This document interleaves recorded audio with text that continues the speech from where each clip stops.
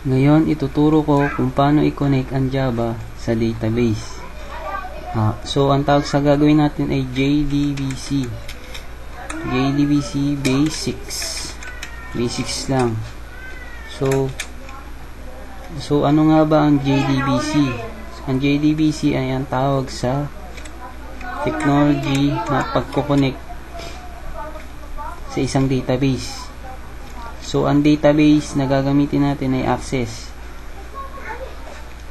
Ang database ay pwede rin maging text file or MDB sa Access, MySQL, Oracle, etc. So, ang ginagamit na technology ng Microsoft Access ay ODBC. ODBC is Access. Ito yung pagkoconnect ng Microsoft Access sa outside world para mapunta sa kanya ang mga data, to store data sa Microsoft Access. So, meron tayong Java, JDBC, at sa Microsoft Access ay ODBC. So, kailangan nating ipag-connect ang dalawa.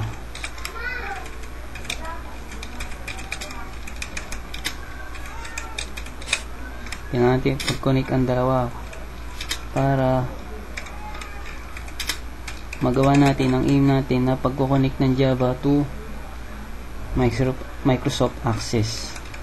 So, meron lang tayong tatlong kailangan tandaan. 3 things to remember. Una, set up Java to understand ODBC. So, ito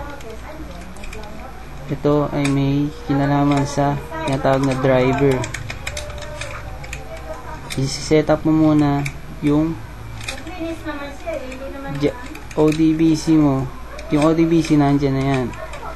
Yung Java na lang, JDBC, para makakonect sa Microsoft Access. So, mamaya ituturo ko yan. So, pangalawa is get a connection to our MS Access database, indirect or direct. So, get a connection to our MS Access, indirect or indirect. So, merong dalawang way para makakonect, para magkaroon ng connection ang Java to MS Access. Una ay indirect at direct. Una, ibig sabihin ng direct, bali, diretso siya. Diretsong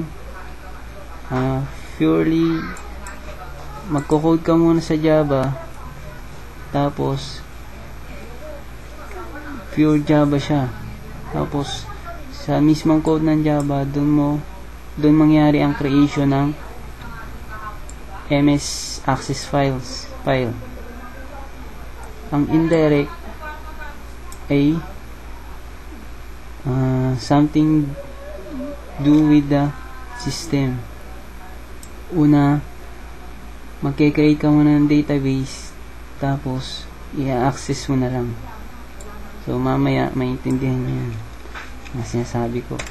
Number 3, run a SQL statement.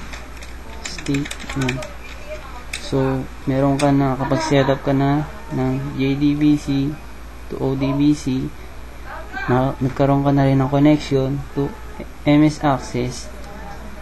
Ngayon, pwede ka nang magpara ng SQL statement. So, sana bago nyo pinanood tong tutorial na to, may alam na kayo ng basic ng SQL statement. Basic ng SQL statement are, kung di nyo pa alam, ito, select, insert, delete, create